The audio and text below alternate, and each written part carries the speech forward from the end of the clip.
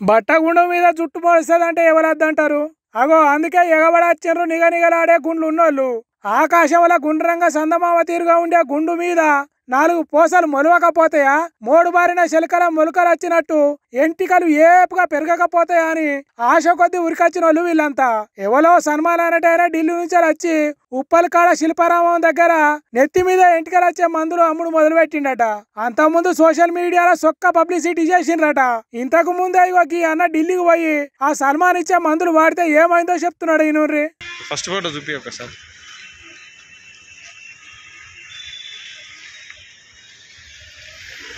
ఈ విధంగా ఉంటే అంటే రిజల్ట్స్ ఎట్లా ఉంటాయి? ఇది నా థర్డ్ టైం. ఇది రెండుసార్లు ఢిల్లీకి పోయినా.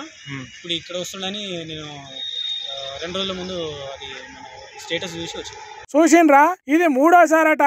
అంతకు ముందు పాలి చేసిన పాలరాయి తీరుగా మెరిసిన గుండు ఇగో ఇప్పుడు పలసగా ఎంటికలు మొలిచినట్టు అయిందట. అందుకే ఇంకోసారి కూడా మందులు వాడితే ఇంకొద్దిగా చిక్కగా జుట్టు వస్తే చక్కదనంగా ఉంటా మనిషినని ఆశ కొద్దిగా వచ్చిండట. ఈ అన్న తిరిగానే బొచ్చడు మంది వచ్చిండ్రట. ఇంకేమున్నది, ఎటువంటి పర్మిషన్ లేకుండా టెంట్ వేసి మరీ దుకాణం పెట్టి దందా చేస్తే పోలీసులు ఊకుంటారా? అందుకే కొంతమంది గుంపు కూడినోళ్లను ఆ మందులు అమ్మే సల్మాన్ ను పోలీస్ స్టేషన్ కు తీసుకొని పోయిండ్రట. ఒక్కల తాన 700 రూపాయలు వసూలు చేసిండట ఆ మందులు అమ్మటైనే. మరి శాస్త్రవేత్తలకు కూడా అంతుబట్టని ఆ మందులో ఏమున్నదో గాని జనం ఎగబడి కొంటున్నారు. పెడతానంటే ఆశ, కొడతానంటే భయం కదా. అందులో నిజమెంత మోసమెంత అనేది ఆలోచన చేయకుండా గుంపు కూడినరట. ఏమో 4 పూసలు మొలిసిన నయమే కదా అనుకొని ఎగబడ్డారట. సారు పోలీసార్లు ఆ మందు ఏందో, దాంట్లో నిజమెంతో అబద్ధమెంతో అనేది తెలుసుకొని జర ఆ సల్మాన్ అనే మనిషి మళ్ళోసారి ఇటువంటి కథలు పడకుండా చూడుండ్రి సార్లు అని కోరుతున్నారు. ఎంటికలు వస్తాయని ఆశపడి మోసపోయిన పబ్లిక్. మొన్న గుజరాత్ క్రికెటర్లను కలిసి ఇప్పుడు ముంబై ఆటగాళ్లను అలుముకున్నారు. హుజరాబాద్ ఎమ్మెల్యే పాడి కౌశిక్ రెడ్డి తన కూతురు శ్రీనికా రెడ్డితో కలిసి ఐపీఎల్ ఆటగాళ్లను కలుసుడే పనిగా పెట్టుకున్నట్టున్నారు. అగో అందుకే కావచ్చు వాళ్ళు ఎక్కడ ఉంటున్నారో తెలుసుకునుడు, అక్కడికి పోయి వాళ్ళతో మాటలు కలుపుడు, టీషర్టుల మీద వాళ్ళ సంతకాలు తీసుకునుడు చేస్తున్నారు. ఒకప్పుడు కౌశిక్ రెడ్డి కూడా మంచి క్రికెటర్ కదా, బిడ్డ శ్రీనికా రెడ్డికి కూడా క్రికెట్ ఆట అంటే చాలా ఇష్టం ఉన్నట్టున్నది కావచ్చు.